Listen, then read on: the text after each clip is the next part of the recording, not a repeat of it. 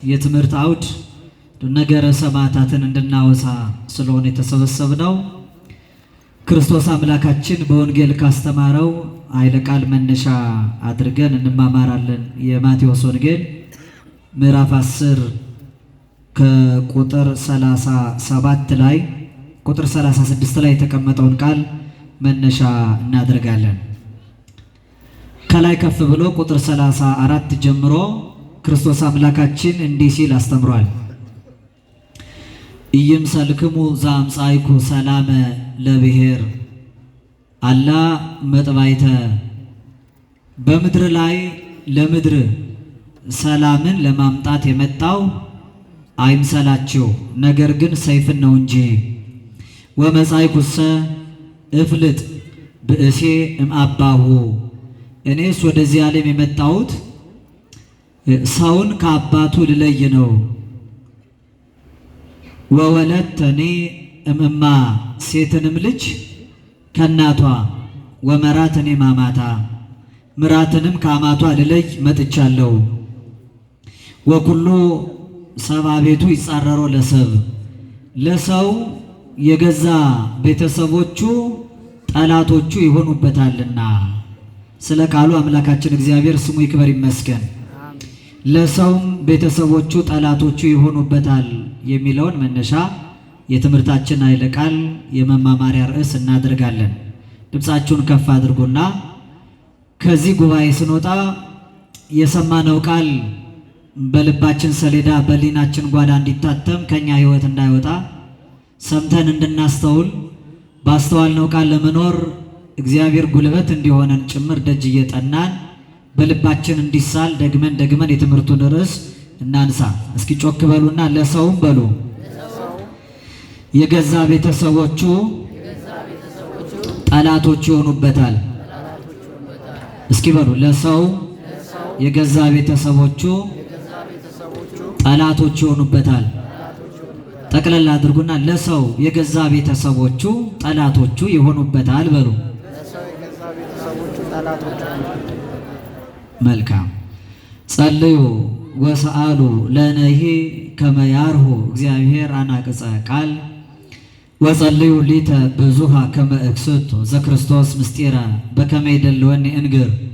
ሰማያዊ የሆነውን የጌታችንና የአምላካችን የመድኃኒታችን የኢየሱስ ክርስቶስን ቅዱስ የሆነ ሰማያዊ ቃል እንድንማማር የምስጢር ባለቤት አምላካችን እግዚአብሔር በቸርነቱ ለሁላችንም የቃሉን ደጅ የልቦናችንን ጆሮ እንዲከፍትልን ጸልዩ። ይልቁንም ልናገር እንደሚገባኝ መጠን ብቻ እንድገልጠው እኔንም በጸሎታቸው አግዙኝ። ለእኔ ለደካማ ባሪያ ተናጋሪ አንደበት፣ ለእናንተ ለአገልጋዮቹም ሰሚ ጆሮ፣ አስተዋይ አእምሮ፣ ውሳጣዊ ልቡና፣ መንፈሳዊ ሰብዕና እግዚአብሔር በቸርነቱ ያድለን። እውቀትን ከምስጢር ጥበብንም ከማስተዋል እያስማማ ለፍጥረት ሁሉ በሚገባው መጠን የሚገባውን የሚሰጥ ልሳነ ዓለም ከሳቴ ምስጢር አምላካችን አንዱ እግዚአብሔር መንፈስ ቅዱስ ነውና በበዛው ቸርነቱ ለሁላችንም የራቀውን አቅርቦ የረቀቀውን አጉልቶ የተሰወረውን ገልጦ የተከደነውን ከፍቶ እንድንረዳ ይርዳን። ህጥይተ አምሳል እምነ አምሳላት፣ ከምሳሌዎች ሁሉ ምሳሌ ታጣላት። ምንም አይነት ምሳሌ ከምንም ተገኝቶ ክብሯን የማይገልጥላት መዝገበ ምስጢሩ የቤተ ክርስቲያናችን አንደበት ጻሪተ መርገሙ ለአዳም መድኃኒታ ለሔዋን የምንላት የኛ የሁላችን የአጣን ተስፋ የዓለም ሁሉ የመዳን ምክንያት ላዘነው ለተከዘው ለተጨነቀውና ለሚያለቅሰው ዓለም ከልቡ ላይ ሐዘን ርቆ ከፊቱ ላይ እንባ ደርቆ ወደ መጽናናት እንዲመጣ አጽናኝ የሆነውን መድህን የወለደች ሙዓዘ ፍስሐ የደስታ መፍሰሻ በጨለማና በሞት ጥላ መካከል ለነበርነው ለሁላችን ከድቅድቁ ጨለማ ወደሚደነቀው ብርሃን እንድንሻገር ማንም የሚቀርበው በሌለ እውነተኛ ብርሃን ውስጥ የሚኖረውን ፀሐይ ጽድቅ እግዚእነ ኢየሱስ ክርስቶስ በማኅፀኗ ተሸክማ ወደ ዓለም የወለደችልን እመብርሃን ለሞተውና ለተቀበረው ምድር ከሞት በኋላ ሕይወት ከመቃብርም በኋላ ትንሣኤ የተገኘባት መሰረተ ሕይወት ትንሣኤ ንጽሕተ ንጹሐን ቅድስተ ቅዱሳን እመቤታችን ድንግል ወላዲተ አምላክ ማርያም በአማላጅነቷ አትለየን።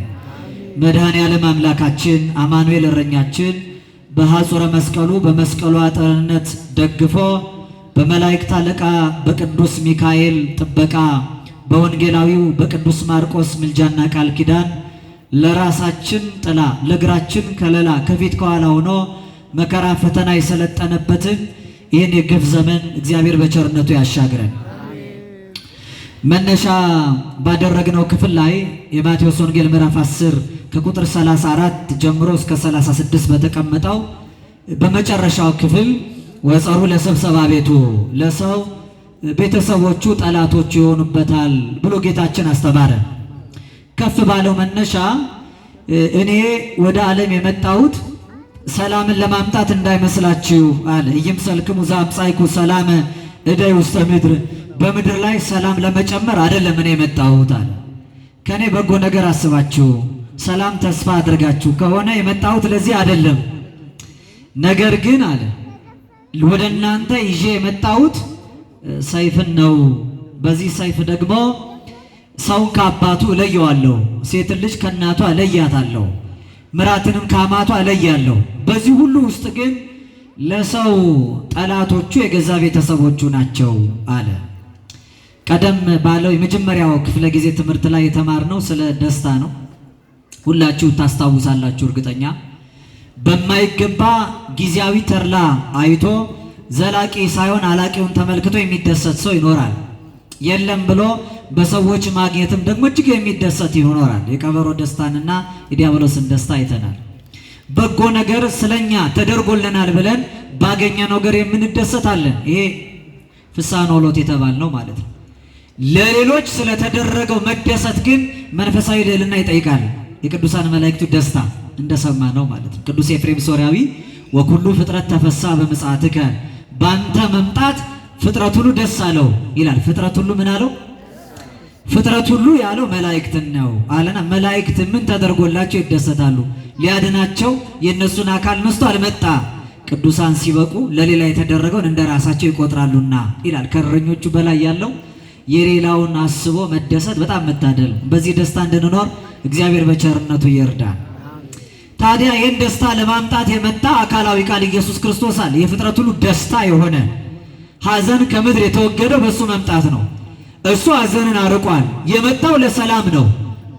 ገና ሲወለድ ቅድም የሰማችሁት የእረኞቹ ደስታ እንደሚሄደው ስብሐት ለእግዚአብሔር በሰማያት ወሰላም በምድር ይላል። በሰማይ ለእግዚአብሔር ምስጋና ይሁን በምድርም ሰላም ይላል። ክርስቶስ ሲመጣ በምድር ላይ ምን ሆነ? ሰላም ሆኗል። ስሙ ራሱ መስተሳልም ሰላም አድራጊ ሶሎሞን ነው የሚባለው ክርስቶስ። ምክንያቱም ታላቁ ልዑለ ቃል ነቢየ እግዚአብሔር ኢሳይያስ ሕፃን ተወልዶልን ወንድ ልጅ ተሰጥቶን በጫንቃው ላይ አለቅነት እንዳለ ተናግሮ ስሙ አለ ድንቅ መካር ኃያል አምላክ የዘላለም አባት አለና ወይሰማይ መላከ ሰላም የሰላም አለቃ አለው። እስኪ የሰላም አለቃ በሉ። የሰላም አለቃ ክርስቶስ ሲመጣ ወደ ዓለም መላእክቱ ታላቅ ደስታ የምስራች ለምድር ነግረው እረኞች በምድር ሰላም ሆኗል አሉ። ክርስቶስም በምድር ሲመጣ የሰላም አምላክ ነው ያለው። ሰላሜን እተውላቸዋለሁ የአባቴን ሰላም እሰጣቸዋለሁ አለ።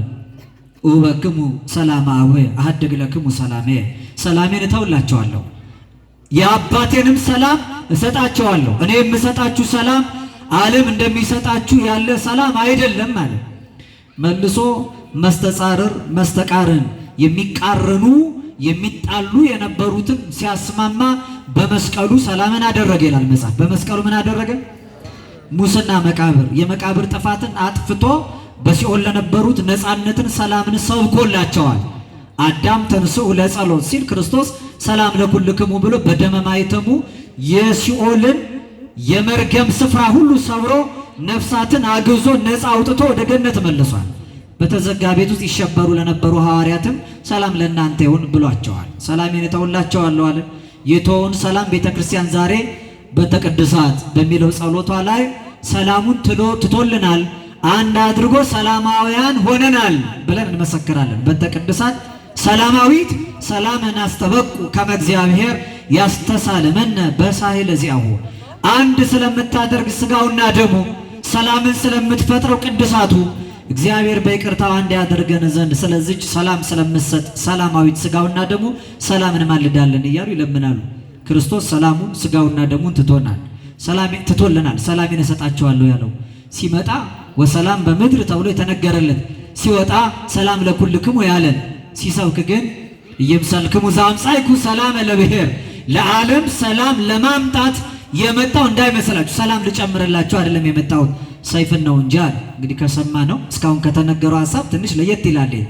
የመጣው ለሰላም ነው ብለን በመስቀሉ ሰላም አደረገ ሰላምን ተወልን ብለን እሱም የሰላም አለቃ ተብሎ ሳለ ሲናገር ግን ምን አለ? እኔ የመጣሁት ለሰላም እንዳይመስላችሁ ሰላምን ለማምጣት አልመጣሁም፣ ነገር ግን ይዤ የመጣሁት እኔ ወደ ምድር እንዲያውም ሰይፍን ነው አለ። በዚህ ሰይፍ ሰውን ከአባቱ ለየዋለሁ፣ ሴትንም ልጅ ከእናቷ ለያታለሁ፣ ምራትንም ከአማቷ ለያታለሁ። በዚህ ሁሉ ውስጥ ግን ጸሩ ለሰብሰባ ቤቱ ለሰው ጠላቶቹ የገዛ ቤተሰቦቹ ናቸው አለ። ይህ አስቀድሞ በቃለ ትንቢት በነቢዩ ሚክያስ የተነገረ ቃል ነው። ትንቢተ ሚክያስ ምዕራፍ 7 ከቁጥር 6 አንስቶ እስመ ወልድኒ ያስር አባሁ ልጅ በአባቱ ላይ እንደሚያምፅ ወወለድኒ ትትነሳ ላዕለ እማ ሴትም ልጅ በእናቷ ላይ እንደምትበረታታና ወመራትኒ ላዕለ አማታ ምራትን በአማቷ ላይ ትነሳለች አለና ወኩሉ ሰባ ቤቱ ይጻረሩ ለሰው የገዛ ቤተሰቦች ሁሉ ጠላቶቹን ይነሱበታል የሚል ቃለ ትንቢት ተናግሯል። ክርስቶስ የዚህ ትንቢት መፈጸሙ ቅሉ በቃል እንደምናየው ምድራዊ ጊዜያዊ ሰላም በማጣትና በመስጠት ውስጥ የተመሰረተ አልነበረም። እሱ የመጣው ለሰላም ነው። ለምንድን ነው የመጣው? ሰላም ሊሰጠን፣ ደስታን ሊሰጠን ነው። ያጣነውን ሰላም በቸርነቱ አምላካችን ዳግመኛ ለሁላችን ያደለልን። ታዲያ ምን ማለቱ ነው? ለሰላም የመጣው የሰላም ንጉሥ እኔ የመጣሁት አለ ሰላምን ለማምጣት አይደለም ወይ ሰላምን ወደ ምድር ለመጨመር አይደለም አለ። መቼም በአባባል በአገባቡ የሰላም አምላክ ራሱ ባጻፈው ወንጌል ሰላማዊ ወንጌላችን ላይ እኔ ስለ ሰላም አልመጣሁም ካለ ሌላ ፍቻ አለው ማለት ነው።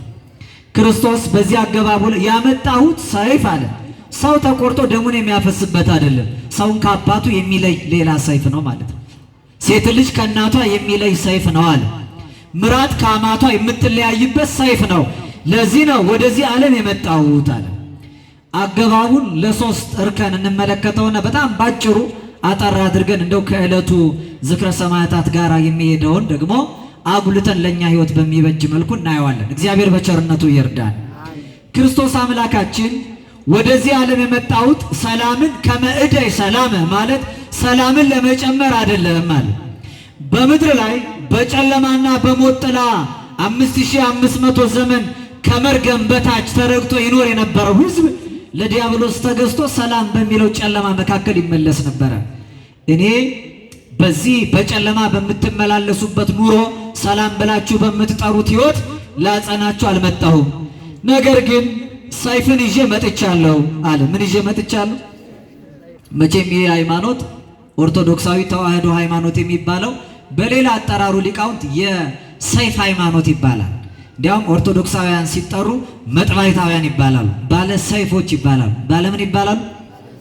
ሰይፋቸው ሌላውን የሚገሉበት ሳይሆን የሚጋደሉበት ሰይፍ ክርስቲያኖች አላቸው። ክርስቶስ አምላካችን በዮሐንስ ወንጌል ምዕራፍ 12 ላይ በዚህ ዓለም ይኖሩ የነበሩ ወገኖቹን የወደዳቸውን ከዚህ ዓለም ተላልፎ የሚሰጥበት ሰዓት እንደደረሰ ሲያውቅ እስከ ወዲያኛው ወደዳቸው ይላል። ምዕራፍ 13 ላይ የወደዳቸውን እነዚህን አሳልፈው የሚሰጡትን ሐዋርያቱን ጭምር አንድነት እግራቸውን አጠበ። አጥቦ ማዕድ አድርጎ በጋራ ከነሱ ጋር ማዕድ ተሳተፈ። ከዚያ በኋላ አንድ መመሪያ ሰጣቸው። አጥቦ ከተነሳ በኋላ ከእራት በፊት ነው። ከእናንተ መካከል ሰይፍ የሌለው ካለ ሰይፍ ይኖራቸው አላቸው። ሰይፍ ሊኖራቸው ያስፈልጋል። እንዲያውም የሌላችሁ ከሆነ ልብሳችሁንም ቢሆን ሸጣችሁ ለእያንዳንዳችሁ ሰይፍ ይኖራችሁ ሰይፍ ግዙ አላቸው። ደነገጡና ምን ችግርና ምን ጭንቅ ሊመጣ ነው ስለ ሰይፍ የሚነግረን አሉና ቅዱስ ጴጥሮስ ቀረብ ብሎ ጌታ ሆይ እኛ ጋር 2 ሰይፍ አለ አይበቃም እንዴ ብሎ ጠየቀ። ስንት ሰይፍ አለ አልኳችሁ? 2 ሰይፍ አለ አለ። ክርስቶስም ለመብክሙ ክሌቱ መጣብ ውእቱ ያክለክሙ 2 ሰይፍ ካላችሁማ በቃ እሱ ይበቃቸዋል። እስኪ በሉ 2 ሰይፍ ካላችሁ እሱ ይበቃቸዋል። እራት በልተው ከፍ ባለው ለምለም ወደ ሆነው አጸደ ሐምል ወደሚባለው ስፍራ ደብረ ዘይት ወጥቶ ድንጋይ ወርውሮ የሚርቅ ያህል ከነሱ ተለይቶ ጌታችን ሲጸልይ የምስጢር ሐዋርያት የሚባሉ ቅዱስ ጴጥሮስ ወንድሙ የቅዱስ ዮሐንስ ወንድም ቅዱስ ያዕቆብና ቅዱስ ዮሐንስ ጴጥሮስ ዮሐንስና ያዕቆብ አንድነት ከሱ ጋር ነበሩ። መትጋት አቅቷቸው ሲመሽ አይናቸው በእንቅልፍ ደከመ። ወከብደ አዕይንቲሆሙ በድቃስ አይናቸው በእንቅልፍ ደከመ። ጥቂት መታገስ አቃታቸው። ዞሮ ሲመለከታቸው አንቀላፍተዋል። ትጉኬ እንከ ወጸልዩ እንግዲህ ተግታችሁ ጸልዩ እንጂ አለ። ሰይፍ አለኝ የሚል ሰው ተግቶ የሚጸልይ ሰው ነው። ሰይፍ ያለው ሰው ምን የሚል ነው? ተግቶ የሚጸልይ ነው። የፈተናው ሰዓት ደርሷል፣ ወደ ፈተና እንዳትገቡ ተግታችሁ ጸልዩ አላቸው። ዳግመኛ ተመለሰ፣ ተኝቷል። ለሶስተኛ ጊዜ ተመለሰ። እንግዲህ ተነሱና እንሂድ አላቸው። ሲሄዱ ይሁዳ የሚመራው የአይሁድ ጭፍራ ሰይፍና ገመድ ይዘው መብራታቸውን አብርተው ጌታን ፍለጋ መጥተዋል። ያን ጊዜ ይሁዳ ስሞ ጌታውን አሳልፎ ሰጠ። ቅዱስ ጴጥሮስ ትዝ አለው። ሰይፍ ይኖራቸው የተባለው የጸብ ጊዜ አሁን ደርሷል ማለት ነው አለና ሰይፉን ከሰገባው አውጥቶ ከጭፍሮች መካከል አንዱ መሪ የነበረውን ማልኮስ የሚባለውን ሰው ጆሮውን ቆረጠው። ጆሮ እየደማ ከጌታችን ፊት ማልኮስ ቆሟል። ጌታችን ኢየሱስ ክርስቶስ የማልኮስን ጆሮ ዳሶ ፈወሰና አግብአ ለመጥባይትከ ውስተ ቤታ ስለትህን ሰይፍህን ወደ ቤቱ መልስ፣ ወደ ሰገባ ወደ ቤቱ መልስ፣ ሰይፍ የሚያነሱ በሰይፍ ይጠፋሉና አለ። ስለዚህ እኔ ሰይፍ አልፈልግም አለ ክርስቶስ። ምን አልፈልግም አለ? ሰይፍን ወደ ቤቱ መልስ። ባለ ሰይፎች ብዙዎች አሉ፣ ወደ እነሱ መልሳል። ቅድም ሰይፍ ይኖራችሁ ብሏል። ሰይፍ አዘጋጅተን ደግሞ ስንጠቀም ሰይፍን ወደ ቤቱ መልስ ይላል። ምን ማለቱ ነው? የሐዋርያት ጥያቄ ነው። ኋላ ግን በትምህርት በሕይወታቸው ሐዋርያት ይህን ተረድተዋል። ቅዱስ ጳውሎስ እየደጋገመ ለእናንተ ስጋዊ ሳይሆን መንፈሳዊ የጦር ዕቃ ይኑራችሁ ይላል። ምን አይነት የጦር ዕቃ? ምን አይነት የጦር ዕቃ? ስጋዊ አይደለም፣ ደረቅ አይደለም፣ ረቂቁንና መንፈሳዊ፣ ጊዜያዊ አይደለም፣ ምድራዊ አይደለም፣ ዘላለማዊና ሰማያዊ የጦር ዕቃ ለእናንተ ይኑራችኋል።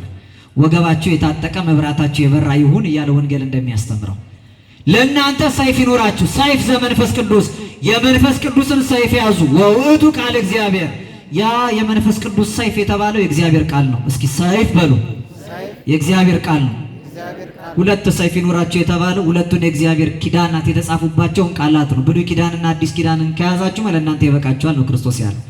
የካህን እጅ ጥንቱን ለመጽሐፉ ወንጌል ለቃሉ ሰይፍነት እንጂ ለመባረክ ካልሆነ ለጸብ አይቀርም። ለዚህ እኮ ነው ቅዱስ ጴጥሮስ እንኳን ለአንገት የሰደደው ጆሮ የቆረጠበት ልምድም የለውም። የካህን እጅም ለዚህ የሚቀን አይደለም። ካህን በመስቀሉ የሚያስታርቅ፣ ካህን በመስቀሉ የሚያስማማ፣ ካህን በመስቀሉ ሰላም የሚያደርግ እንጂ የሚያጣላና የሚያራርቅ አይደለም። ዛሬ የምንሰማው ይሄን ነው። ጦርነት የሚባርኩ ብዙዎች አሉ። በዛሬው ዕለት በሀገራችን ፋሽስት መጥቶ ያፈሰሰውን ደም ባርከው ለጦርነት ወደዚህ ዓለም የላኩ ካህናት ነን የሚሉ ብዙዎች አሉ። እርስ በርስ ባለው እልቂት ጦር የሚዘምቱ ብዙ ባለመስቀሎች አሉ። የእናንተ መስቀል የሰላም መስቀል ቃለ ወንጌል እንጂ ምድራዊ ጦር መሳሪያ አይደለም።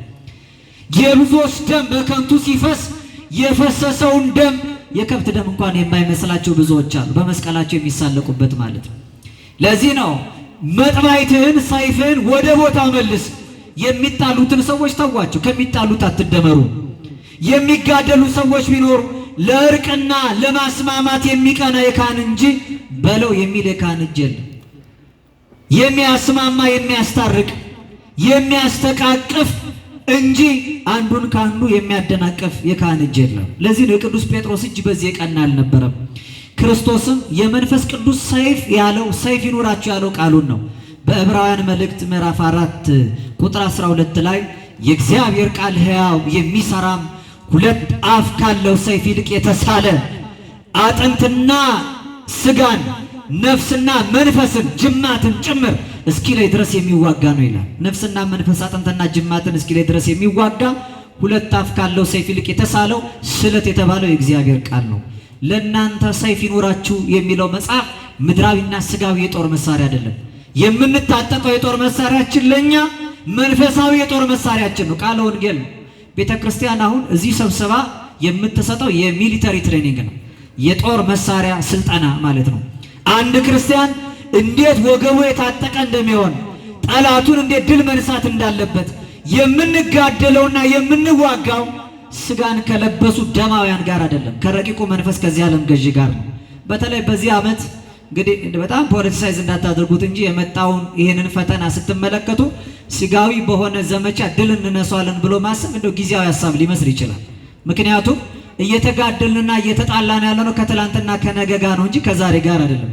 ሰው ከታሪክና ከሃይማኖት ጋር ከተጣላ ታሪክ ትናንት ነው፣ ሃይማኖት ተስፋ ነው።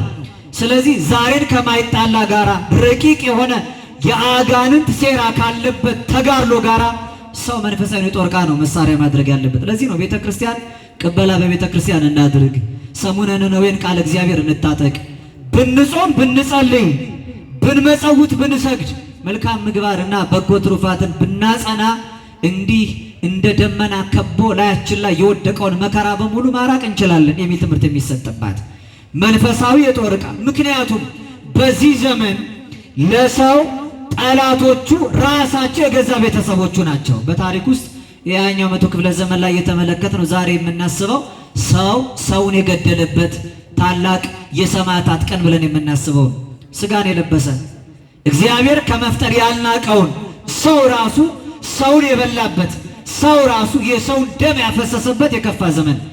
ዛሬ በጣም ዘመን ከመክፋቱ ጊዜ ከማለፉ በስተቀር የተቀየረ ነገር የለም። እንዲሁ ነው። በሰዎች ምክንያት የሰዎች ደም ያለማቋረጥ የሚፈስበት ዘመን ላይ ነው ያለነው። እግዚአብሔር በቸርነቱ ረፍቱን ለምድራችን ያደለልን። ለሰው የገዛ ቤተሰቦቹ ጠላት የሆኑበታል። አንደኛው ሰው ለተባለ የሰው ልጅ ወልደ እጓለ እመሕያው ክርስቶስ አምላካችን ጠላት የሆኑት ሌሎች አይደሉም፣ ራሳቸው ሰዎች ናቸው። የገዛ ቤተሰቦቹ እስራኤላውያን ወገኖቹ ሆነው ሳለ ለክርስቶስ ጠላቶች ሆነውበታል። ከማዕዱ የተሳተፈ እግሩን የታጠበ ከጌታ እጅ የበላ ይሁዳ ለክርስቶስ ጠላት ሆኖ ተነስቶበታል።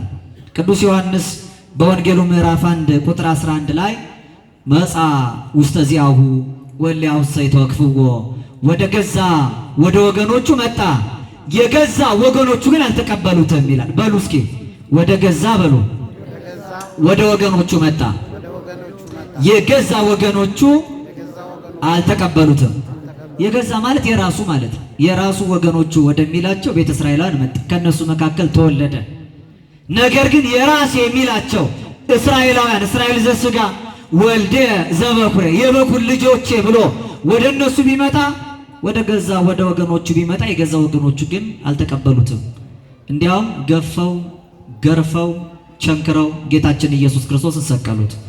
ወገኖቹ አልተቀበሉትም። ለሰው የገዛ የራሱ ቤተሰቦቹ ጠላቶች ይሆኑበታል። ትንቢተ ኢሳይያስ ምዕራፍ 53 ቁጥር 3 ላይ ነቢዩ አስቀድሞ እንደሚል ትንቢት ተናገረ።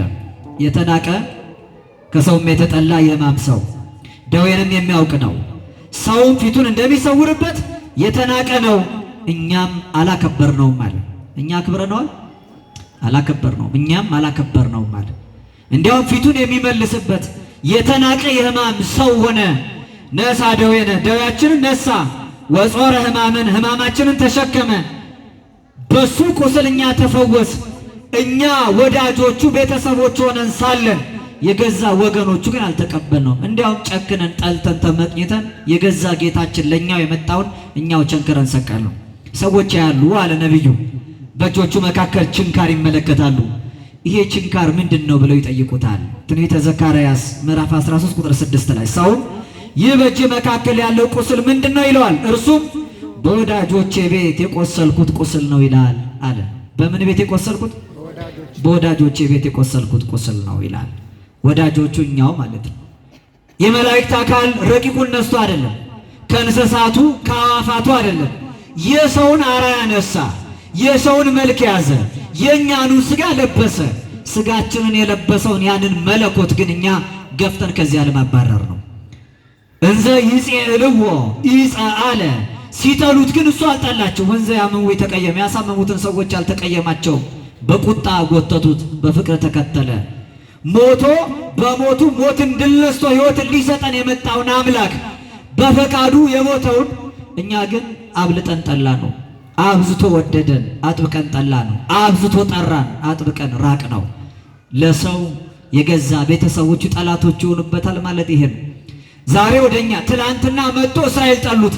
ምን አለ በእኛ መካከል ዛሬ መጥቶ ቢሆን ኖሮ አትበሉ። ዛሬም በእኛ መካከል ይኸው መጥቷል። ዕለት ዕለት ስጋው እየተቆረሰ ደሙ እየፈሰሰ በቤተ መቅደስ ወደ እናንተ መጣው ይላል። ከእስራኤላውያን ባልተናነሰ ገፍተን አልፈን የምንሄድ ብዙዎች አሉ። ቀራንዮ አደባባይ ላይ የተሰቀለውን ለቤዛ ብዙሃን ለዓለም ሁሉ ድነት እንዲሆን ስጋውን የቆረሰውን ደሙን ያፈሰሰውን ንስሐ ገብተን ሕይወታችንን አጽንተን ወደኛ ሲመጣ ወደ እርሱ ለመምጣት የማንጋደል ከሆን ለሰው የሰው ልጅ ለክርስቶስ የገዛ ቤተሰቦቹ እኛ ጠላቶቹ ነን። በእኛው መካከል የሚፈተተው ይሄው መስዋዕት ነው። በእኛው መካከል የሚቆረሰው ይሄው ስጋ፣ በእኛ መካከል የሚፈሰው ይሄ ደም። እስራኤላውያን እንደሰቀሉት ሰቅለን የምናልፈው ሰዎች አለን።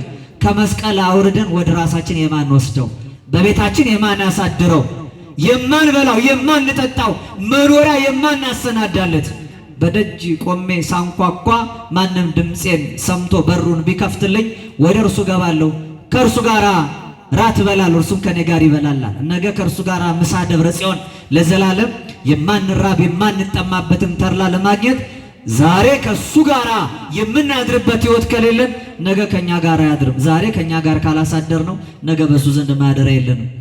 ያው ያልተቀበሉትን ሲመጣ እሺ ያላሉትን ሰዎች በደጅ በር ዘግቶባቸው አማን አማን ብለክን እያመረክን እውነት እውነት እላቸዋለሁ እኔ እኮ እናንተን አላውቃችሁም ይላቸዋል። እንደ አምስቱ ሰነፎች ማለት ነው። አላውቃችሁም ከመባል በቸርነቱ ይታደገን። ለሰው የገዛ ቤተሰቦቹ ጠላቶች ይሆኑበታል ማለት ለክርስቶስ አይሁድ ከአይሁድ መካከል የተገኘ ይሁዳ ዛሬም ደግሞ እኛ የራሱ ወገኖች ለሱ ጠላቶች ሆነንበታል ማለት ነው። ክርስቶስ አምላካችን የመጣሁት እኔ በምድር ላይ ሰይፍን ለማምጣት ነው አለ። በዚህ ሰይፍ እናንተን ከዓለም ፈቃድ ለመለየት ነው አለ። ከዓለም ፈቃድ ለመለየት እፍልጥ ሰብእ እምአባሁ ሰውን ከአባቱ ልለየው ነው የመጣሁት አለ። እስኪ ሰውን ከአባቱ በሉ። ክርስቶስ ባመጣው ሰይፍ ሰው የተባለ የሰው ልጅ ነው። አባት የተባለው የግብር አባታችን የነበረው ዲያብሎስ ነው። በዚህ ሰይፍ ታዲያ ክርስቶስ እኛ ሊለየን የመጣው ከግብር አባታችን ከዲያብሎስ ነበር። እኛ ያንን ሰይፍ ቃል እግዚአብሔር ያንን በቃል እግዚአብሔር ባገኘነው ሰይፍነት ደግሞ በልባችን ጸጸት በንስሐ ከዓለም ፈቃድ ከስጋ አምሮት ከምድራዊ ቅድ ከዲያብሎስ ወጥመድ አናመልጥም ስንል ሰይፉን የማንጠቀም የማንታጠቅ ወታደሮች ማለት ነው። የመጣሁት የሰው ልጅ ሁሉ ከግብር አባቱ ከዲያብሎስ ልለየው ነው አለ። እንደገና ሴትንም ልጅ ከእናቷ ልለያት ነው። ሴት ልጅ የተባለችው እቺ ነፍስ ናት። የምታድረው እናቷ ቤት ነው፣ ስጋ ቤት። ስጋ የነፍስ ማደሪያዋ ናት። ስጋ የምን ማደሪያ ናት? የነፍስ ማደሪያ ናት። በዚህ ማደሪያ በስጋችን ነፍሳችን አለች። ሴት ልጅ ከእናቷ ማለት ፈቃደ ስጋን ከፈቃደ ነፍስ ልለይ ነበር የመጣሁት እኔ አለ ክርስቶስ። እናንተን ሰዎችን ከዲያብሎስ ልለያችሁ ነው የመጣሁት። የስጋችሁን ፈቃድ ከነፍሳችሁ ፈቃድ ልለይ ነው የመጣሁት። ራሳችሁን ገዝታችሁ ለእግዚአብሔር ተገዝታችሁ ሌላውን እንድታስገዙ ስጋችሁን ለነፍሳችሁ ነፍሳችሁን ለፈጣሪያችሁ እንድታሳድሩ ነበር የመጣሁት አለ። እንደገና ምራትንም ከአማቷ ልለይ ነው የመጣሁት አለ። ምራት ከአማት ማለት የውጭና የውስጥ ቤተሰብ ማለት ነው። የውጭና የውስጥ የሚስት ቤተሰብን ከባል ቤተሰብ እንደመለየት ማለት ነው። በቤት ያለች ሙሽሪትን ከባል ቤተሰብ መለየት ማለት ነው። ምራትና አማት ማለት ይሄ ነው። ምራትን ከአማት ልለየን የመጣሁት ማለት በመንፈሳዊ ትርጉሙ የስጋን ፈቃድ ከነፍስ ፈቃድ ለመለየት እንደመጣሁት አፋዊና ውሳጣዊ ሕግ ልለየን የመጣሁት። አሁን እንደ እስራኤል ዘሥጋ እንደ ፈሪሳውያን መመላለስ ሕጉን በአፋችሁ እንድትናገሩ በልብሳችሁ ዘርፍ እንድትደረድሩት አይደለም የመጣሁት። ሕጉንና ቃሉን ከመናገርና ከመጻፍ አልፋችሁ እንድትኖሩበት ነው የመጣሁት። ስለዚህ ምራትን ከአማት አፋዊ ሕግን ከውሳጣዊ ሕግ ልለይ መጥቻለሁ። አሁን በፊት በጸላቱ ላይ የተጻፈ ፍቅረ ቢጽና ፍቅረ እግዚአብሔር ነበር። አሁን በደሜ ያንን በመስቀል ላይ ጽፈዋለሁ። እናንተ ሕግና ነቢያት ሁሉ በመስቀል ላይ እንደተሰቀሉ አይታችሁ እግዚአብሔርን መውደድ በሕግ ሳይሆን ሰውን መውደድ በሕግ ሳይሆን በተግባር እንድትኖሩበት። ቅዱስ ዮሐንስ በመልእክቱ ልጆቼ ሆይ በቃልና በአንደበት ሳይሆን በስራና በእውነት እንዋደዳል። እስኪ በቃልና በአንደበት ሳይሆን በሉ፣ በስራና በእውነት እንዋደድ። በቃልና በአንደበት የሚዋደዱ ሕጉን እንጠብቃለን ብለው ክርስቶስን አሳልፎ ለመስጠት እንኳን ለምን ሕግ ተሻረ የሚል የበቀል ስሜት ተነስቶባቸውን እንደ ቅዱስ ጳውሎስ አስቀድሞ ሳውል እያለ የሙሴ ሕግን ስለምን ሐዋርያት ደቀ መዛሙርት ይሽራሉ ብሎ ከነሱ አንዳንዶችን አግኝቶ ሊገላቸው ከምኩራባቱ ደብዳቤ ይዞ ፈቃድ ተቀብሎ እያሰረ መከራ ሊያጸናባቸው ይሄድ ነበረ። ይሄን የሚያደርገው ለአፋዊ ሕግ ነው። እኔ ግን በዚህ ሰይፍነት ልለይ የመጣሁት አፋዊ ሕግ ለምን ተጠበቀ ለምን አልተጠበቀ ሳይሆን በውሳጣዊ ሕግ የበለጠውን እንድትጠብቁ ነው አለ። ክርስቶስ ከተሰቀለ በኋላ በጣም የሚደንቅ አይሁድ የተናገሩት ነገር አለ። እላንቱ ስጋት እይቢታ ዲበ መሳቅል ይሆን እነዚህ ስጋዎች አሉ ሰቅለው እኮ ነው በመስቀላቸው ላይ እንዳያድሩ። ለምን? ሰንበት ትልቅ በዓል ስለሆነ ስለ ሰንበት ክብር ቶሎ ከመስቀል ላይ ይውረዷል። የሰንበትን ጌታ ሰቅሎ ስለ ሰንበት ክብር መጨነቅ ማለት ነው። በጣም የሚያሳዝን አፋዊ ሕግ ነው። አትግደል የሚለውን ሕግ ይጠነቀቁበታል። በዝሙትና በኃጢአት ምክንያት ስታመነዝር አገኘናት ምን እናርጋታል? ግደሏት ሲል ይትቅትል የሚለውን ሕግ አልፏል ብለው ክርስቶስን ሊከሱ ይፈልጉ ነበረ። አይተዋት ብሎ ቢምራት ደግሞ የሙሴ ሕግ ተወግራ ትሙት ብሎ የለም ብለው ለሕጉ ነው የሚጨነቁት። እንዲህ ብለው ለሕጉ እንጨነቃለን የሚሉ የሕግ ባለቤት ራሱ ሰራዬ ሕግን የሰራ ሕግን የፈጸመውን ክርስቶስ ግን በእንጨት መስቀል ራቁቱን ቸንክረው ሰቅለውታል። ሰንበትን እናከብራለን የሚሉ የሰንበትን ጌታ ግን የሰቀሉ ብዙዎች አሉ። ስለ ሕጉ እንጨነቃለን የሚሉ ሕጉን ግን የሚተላለፉ ብዙዎች አሉ። እኔ የመጣሁት ግን ይሄን ለመለየት ነው አለ። አፋዊ ሕግን ከውሳጣዊ ሕግ ለመለየት መጥቻለሁ አለ። ስለ ወንድማችሁ የምታስቡ ስለ ወንድማችሁ የምትጨነቁ እናንተ ሕግን እንጠብቃለን የምትሉ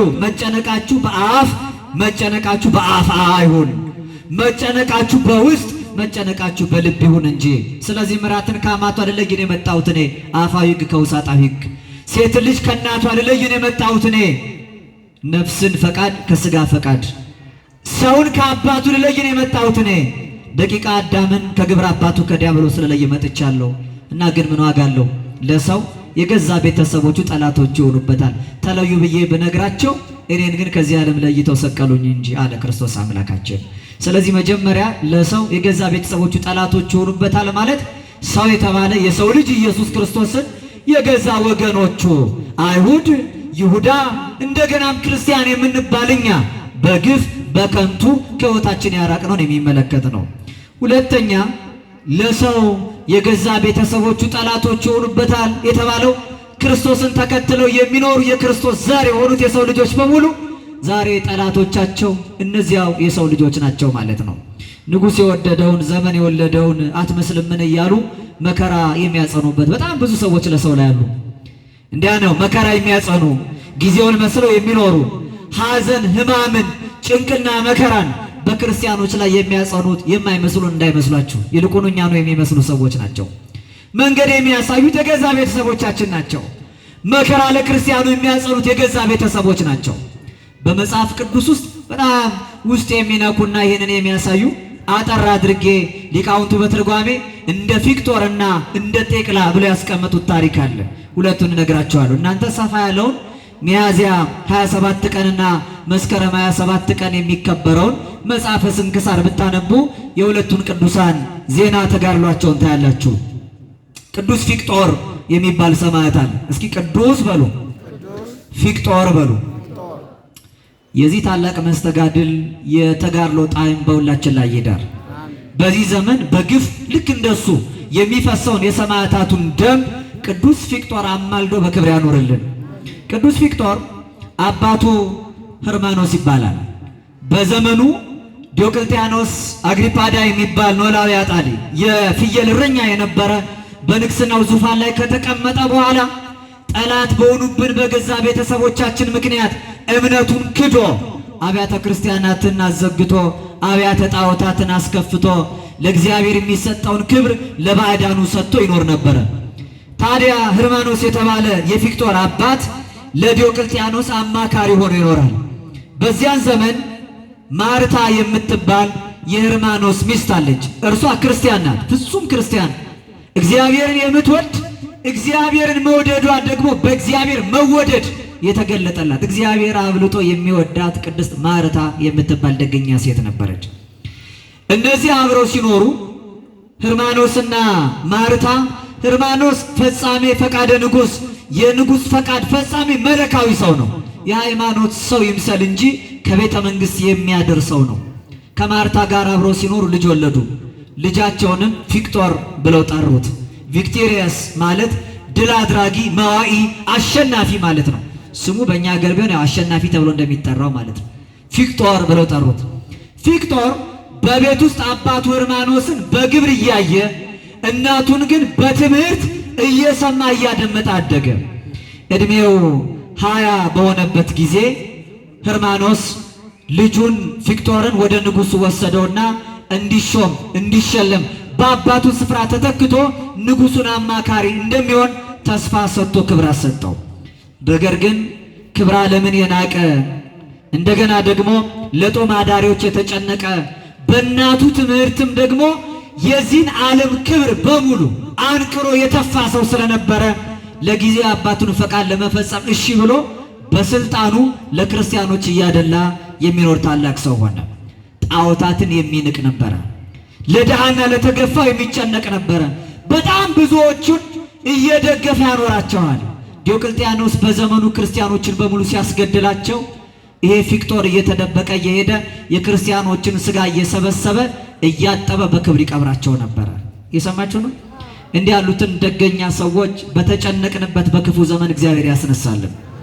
ከዚያ በኋላ ነው ይሄንን ሲመለከት ታላቁ ዲዮቅልጥያኖስ አዘነ። እንዲያውም የገዛ አባቱ ሕርማኖስ ይሄን ሲሰማ ልጁን አብልጦ ጠላውና ተጸየፈው። ጠርቶ ተቆጣው። ያ ጊዜ ልጁ ነሳ ነዋይከ ዘዋብከኒ እምይእዜሰ እጥቀነይ ለክርስቶስ ንጉሥ ሕያው ለሆነው ለክርስቶስ ከዚህ በኋላ እገዛለሁ። ያንተን ስልጣን የሰጠኝን ንብረት ሁሉ ውሰድ፣ ጠፊ ነው ካንተ ጋር አብሮ ይጥፋ ብሎ ለአባቱ ሰጠው። አባቱ እየጎተተ ወደ ዲዮቅልጥያኖስ ወስዶ ማስተማሪያ እንዲሆን የገዛ ልጄን በአደባባይ ሰቅለህ ቀልተህ ግደልልኝ ብሎ ሰጠ። እየሰማችሁ ነው። ለዚህ ነው ክርስቶስ አምላካችን እንዲህ አለ፣ ኢይምሰልክሙ ዘአምጻእኩ ሰላም ለብሔር፣ እኔ በምድር ላይ ሰላምን ለማምጣት የመጣው እንዳይመስላችሁ፣ ነገር ግን ሰይፍን ነው አለ። ፊቅጦር የታጠቀውን ሰይፍ ነው ይዤ የመጣሁት። ከመ እፍልጥ ወልድ እምአባሁ፣ ወንድን ልጅ ከአባቱ ልለይ መጥቻለሁ። ፊቅጦር የመሰለውን መስተጋድል ከአባቱ ሕርማኖስ ልለይ መጥቻለሁ አለ። ያን ጊዜ አባቱ ምናልባት ራርቶና አዝኖ በአደባባይ ሊቃላ ሲል እንዳያስጥለው አሰበና ዲዮቅልጥያኖስ ከሮም አንስቶ ወስዶ ወደ እስክንድርያ አጋዘው። ወደ እስክንድርያ እያዳፉ ወደ ግብፅ ታላቁ ፊቅጦርን ሲያመጡት በአደባባይ መካከል ዓይኑን ጎልጉለው ምላሱን ቆርጠው እሱን ቁልቁል ሰቅለው እየቸነከሩ መከራ ሲያጸኑበት አንዲት የ15 ዓመት ብላቴና በሰገነት ላይ ሆና እስክንድርያ ሀገር የምትኖር ሴት ይሄን ሁሉ ትመለከት ጀመረ። ያን ጊዜ ፊቅጦር እናቱ በተለይ ያለቀሰች ከሮም አደባባይ ወደ እስክንድርያ ለመቀላት መከራ ለመቀበል ሲመጣ ስታለቅስ እንዲህ ብለዋታል፣ እናቴ እንዳታለቅሺ፣ ባይሆን የኔ ሥራ ችጋረኞችን ጦማዳሪዎችን መርዳት ነው። በግፍ የተጋዙ ክርስቲያኖችን አስከሬናቸውን ሰብስቦ አጥቦ ገንዞ መቅበር ነው። እኔን ነፍሴን የምታስደስችው ይሄ ስራዬ ባንቺ በኩል ቢቀጥል ነው አላት። ታላቋ ማርታም በቅድስና በንጽህና ኖራ በዚያው በሮም ይሄን የሱን ስራ ስትሰራ ቆይታለች።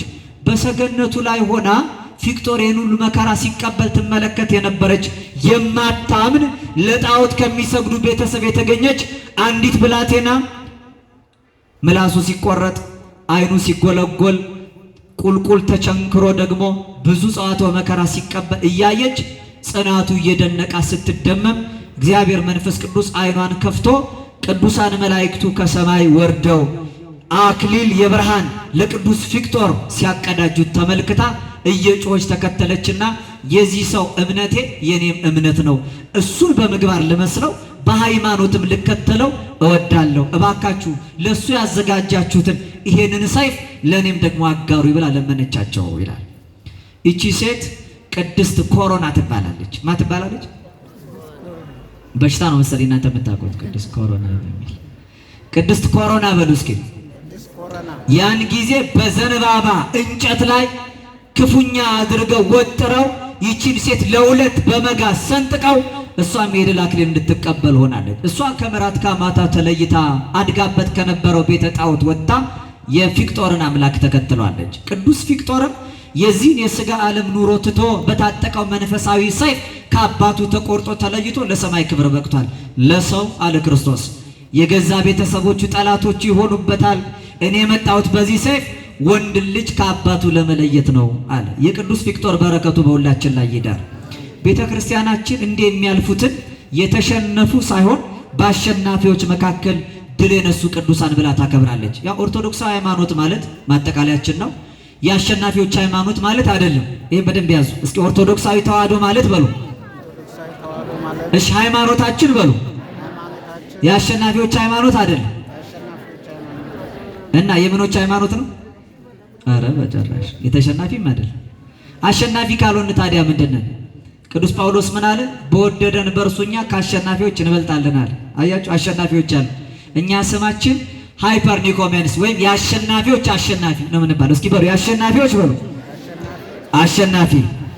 ሄርማኖስን ድል የነሳ ፊክጦር ያለ። ሄርማኖስ ለጊዜው ልጁን አስገድሎ ሊመስለው ይችላል። ነገር ግን ፊክጦር ሄርማኖስን ድል ነስቷል። በሰማይ መንግስት በማታልፈው ርስት ከብሯል። በዚያ ዘመን የገደሉ ሰዎችን ማንም አያከብራቸውም።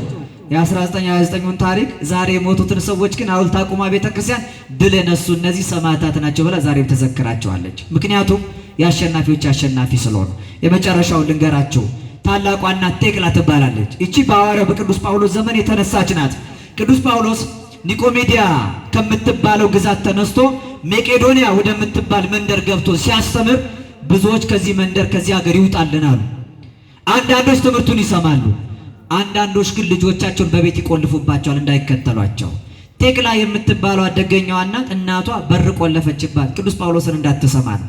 ቴክላ ግን ከቤቷ ሰገነት ላይ ወጣ መስኮቷን ከፍታ እንደ ቅድሟ እናት ቅድስት ኮሮና ማለት ነው ትከታተለው ጀመረ። ቅዱስ ጳውሎስ እንዲህ ይላል፣ ብፁዓን ነዳያን በመንፈስ አውቀው ነዳያን የሆኑ ንዑዳን ክቡራን ናቸው እያለ ያስተምራል። ምክንያቱም በሰማይ መንግስት ባለጸጎች ይሆናሉ። ብፁዓን ንጹሐነ ልበ ንጹሐን ብፁዓን ናቸው እግዚአብሔርን ያዩታል። ዛሬ የሚያዝኑ ብፁዓን ናቸው ነገ ይደሰታሉ ሲል ነገን መደሰት እግዚአብሔርን ማየት ዘላለማዊን መንግስት መውረስ እፈልጋለሁ ብላ ከሰገነቷ ላይ ወረደች። 3 ቀን በሙሉ እየጾመችና እየጸለየች እግዚአብሔርን ትፈልግ ማዕድም አልቀምስም ብላ ጳውሎስ ሐዋርያው ላስተማረው ትምህርት ራሷን አስገዛች። የወርቅ ወለባዋን ለበር ጠባቂው ሰጥታ በሩን አስከፍታ ቅዱስ ጳውሎስን ተከተለች። እናቷ በቤቷ ሰገነት ላይ 3 ቀን አለመውረዷን አይታ በራብ ትሞትብኛለች ብላ ስትፈልጋት በዚያ የለችም። ስትወጣ በመንደሩ ስታይ ከቅዱስ ጳውሎስ ጋር አገኘቻት። የገዛ እናቷ ጸጉሯን እየጎተተች አምጥታ መቄዶንያ ለሚኖረው አገረ ገዢ አሳልፋ ሰጠችና ከእሳት ልጄ ትጨመር ለሌሎቹ ማስተማሪያ ትሆናለች። እንዲህ ያሉ ወላጆችን እግዚአብሔር የራእይ ልብ ይስጣቸው በእውነት። ያን ጊዜ ከእሳት መካከል ቅዱስ ጳውሎስንም እሷንም ጨመሯቸው። ነገር ግን ምንም ሳይሆኑ የእሳትን ኃይል በሃይማኖት አጠፉ እንደተባለ ድል ነስታ በዛ መካከል ስትወጣ ያ በእሳት ያልተበላ የረዘመ ጸጉሯን ቆረጠችና ወገቧን ታጥቃ ከዓለም ፈቃድ ርቃ ቅዱስ ጳውሎስን ተከተለ። ለድብ ለተራበ አውሬ እንኳን ቢሰጧት ከዚያ መካከል እግዚአብሔር በቸርነቱ ታድጎ ነፃ ወጣት። ያን ጊዜ ሰው አባቱን እንደሚተው ሴትም ልጅ ከእናቷ የምትለይበት መንፈሳዊ የጦር ዕቃ ያ ሰይፍ በቴክላ ሕይወት መካከል ታይቷል። እስኪ መጨረሻው እንመልከት። እኔ የመጣው ሰላምን ለማምጣት አይደለም አለ ክርስቶስ። ታዲያ ሰይፍን ነው። በዚህ ሰይፍ አለ የሰው ልጅ ከአባቱ እናንተን ከግብረ አባት ከዲያብሎስ፣ ሴትን ልጅ ከእናቷ የነፍስን ፈቃድ ከስጋ ፈቃድ፣ ምራትን ከአማቷ አፋዊ ግን ከውሳጣዊ ግን ልለይ መጥቻለሁ። ሁለተኛ ወንድ ልጅ ከአባቱ እንደ ፊክጦር ያለውን ከርሚያኖስ፣ ሴት ልጅ ከእናቷ እንደ ቴክላ ያለችውን ከገዛ እናቷ ፈቃድ ልለይ መጥቻለሁ። የሃይማኖቱ መንገድ እንዲህ ስለሆነ የመጨረሻው ግን ለሰው የገዛ ቤተሰቦቹ ጠላቶች ይሆኑበታል ማለት ለኛ ዛሬ ጠላቶቻችን የገዛ ሕዋሳቶቻችን ናቸው። ቤተሰቦቻችን ናቸው ሕዋሳቶቻችን። ዛሬ ጠላታችን የገዛ ዓይናችን ነው። ዛሬ ጠላታችን የገዛ ጆሮአችን ነው። ዛሬ ጠላታችን የገዛ እጃችን ነው። ለሰው ጠላቱ የገዛ ቤተሰቡ ነው። ዛሬ ቃታና መሳሪያ እየሳበ ወንድሙን የሚገለው ሰው ከሌላው ሰው በተዋሰው እጅ አይደለም፣ በገዛ እጁ ነው። ክፉ ወሬ የሚያነባው፣ ክፉ ወሬ የሚጽፈው፣ ክፉ ስድብ የሚናገረው ራሱን የማይገዛው ሰው ለእግዚአብሔር የማይገዛው የሚፈልገውን ሳይሆን የማይፈልገውን የሚያደርገው በስሜታዊ ፈቃድ በስጋዊ አእምሮቱ እየተነሳሳ ጠላት የሆነበት የገዛ ስጋዊ ፈቃዱ ነው። ስጋውን መግዛት ያልቻለ ብዙ ሰው አለ። በጣም ብዙዎቻችን ስጋችንን መግዛት አልቻለም። እጆቻችን አይታዘዙልንም። ክፉ ነገር ይጽፋሉ፣ ክፉ ቃታ ይስባሉ፣ የገዛ ወንድምን ደም ያፈሳሉ። እግሮቻችን ጠላቶቻችን ናቸው። በጎ የምስራች ለመናገር ወደ ቤቱ የሚገሰግሱ አይደሉም። የገዛ ጠላቶቻችን የገዙ ሕዋሳቶቻችን ናቸው። አበው በለፈለፉ አፍ ይጠፉ ይላሉ። አፋችን ይናገራል፣ መልሶ የአፋችን መጥፊያ ይሆናል። ደም የሚያፋስሰው አፋችን ነው። እርስ በርስ የሚያጣላው እጃችን ነው። ክፉ ጽፈት የሚጽፈው እጅ ነው። ክፉ ወሬ የሚናገረው አፋችን ነው። ወደ ክፉ ቦታ ነገር ለመስራት የሚሮጠው ያው እግራችን ነው። እያንዳንዱ ሰው ራሱን ቢገዛ ለእግዚአብሔር ተገዝቶ ሌላውን አስገዝቶ መኖር ይቻለዋል። ሀገር የምትፈወሰው ሀገር የምትታከመው እያንዳንዱ ሰው ራሱን የገዛ እንደሆነ ነው። ዛሬ በመካከላችን ያለው መለያየት፣ እርስ በርሳችን ያለው እልቂት በሙሉ የመጣው እያንዳንዱ ሰው ራሱን መቆጣጠር ባለመቻሉ ነው። በዚህ ዘመን ትልቁ ሰማዕትነት ራስን መግዛት ነው። እስኪ በሉ ትልቁ ሰማዕትነት ራስን መግዛት ነው። በቃ ራሳችንን ገዝተን አይኖቻችን በጎ ነገር የሚያዩ ለመሆን የተገቡ ቢሆኑ እግዚአብሔር በዚህ ዘመን በጎ ነገር እንድንሰማ መልካም የምስራች ይነግረናል። አይናችን ክፉ የሚያየው እኛ የበጎ ነገር ማረፊያ መሆን ስላቃተን ነው።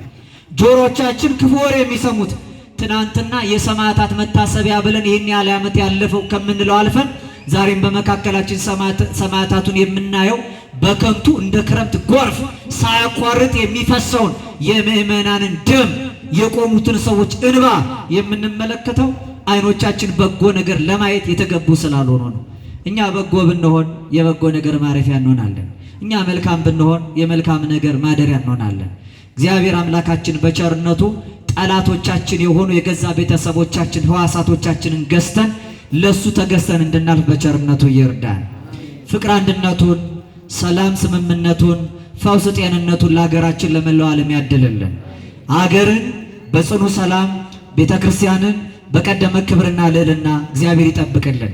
እሱን ደስ ከማያሰኘው ከክፉ ሕሊና ርቀን መውደዱን በልባችን አምልኮቱን በሊናችን አጽንቶ የመንግስቱ ዜጎች ያድርገን። ወእመሂ ስእትኩ አንትሙ ለበመንፈስ አርተውን ያላገባብ የጨመርኩትን ስቼ የሚያጎደልኩትን ሊቃውንት አባቶች የመምህራን መንፈሳውያን እግዚአብሔር ቤተሰቦች አርሙኝ። ያለፉትን ሰማዕታት እያለፉ ያሉትን የከበሩ ንጹሐንን በረከታቸውን በሁላችን ላይ ያሳድርብን። ጸሩ ለሰብ ሰባ ቤቱ ለሰው የገዛ ቤተሰቦቹ ጠላቶች ይሆኑበታል። እግዚአብሔር ጠላቶቻችን ያስታክስልን። ወስብሐት ለእግዚአብሔር።